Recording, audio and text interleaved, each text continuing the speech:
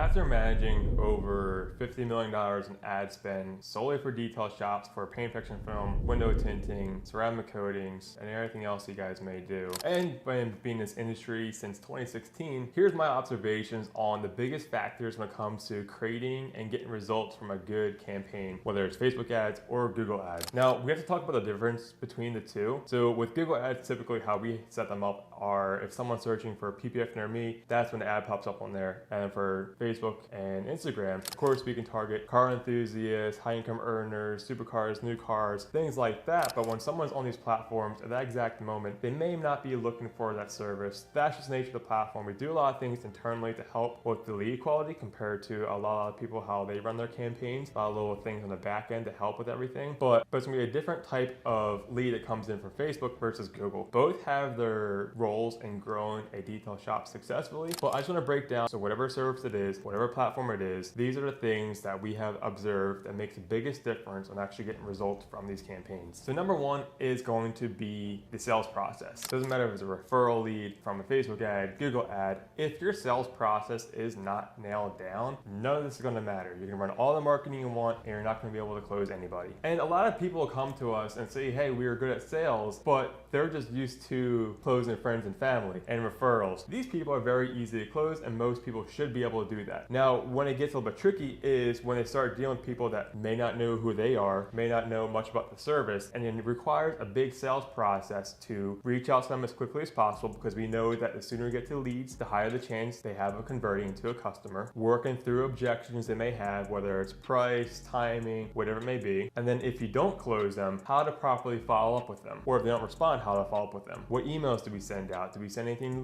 nurturing wise? What is our cadence on reaching out to these leads again? Now, we teach this internally here for our clients. These are important things you need to have nailed down. The second most important factor are the content on the ads and on the landing page. You can drastically increase your conversion rate off these ads based on what that person first sees. First impressions matter more than anything else nowadays, and people's attention spans are so small where before, like 10 years ago, you had like 5-10 seconds to capture somebody's attention, but nowadays it's 3 seconds, and I'm starting to think now it's 2 seconds, because people are scrolling around, people are looking through different options, and quite honestly, consumers nowadays have the power of options. If they don't like something, they can scroll into the next thing very easily. If you've been following me for a while, you know that we hammer down that people need to trust you, and getting your face on camera, like I'm doing here, or when it comes to an ad, if people see you, the shop, the process on an ad, they have a good chance of really trusting you and knowing you through the whole process. If that's all it comes down to really in sales, is do they trust you to do the correct job? Do they feel they're getting value of what they're paying for? If they perceive value exceeds what you're charging, you are going to convert that lead into a paying customer and hopefully a long-time repeat customer. Now, we'll get a lot of pushback on this one. We encourage to get on camera, but whether